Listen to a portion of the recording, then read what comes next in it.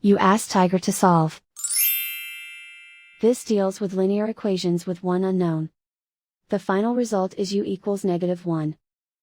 Let's solve it step by step. Simplify the expression. Expand the parentheses. Simplify the arithmetic. Combine like terms. Swap sides.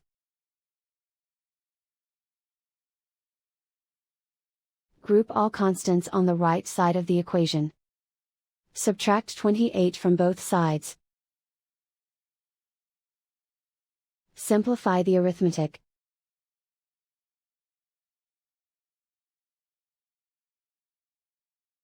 Isolate the u. Divide both sides by -4.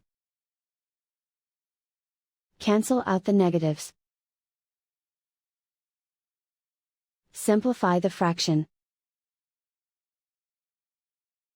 Move the negative sign from the denominator to the numerator. Simplify the fraction. And so the final result is u equals -1.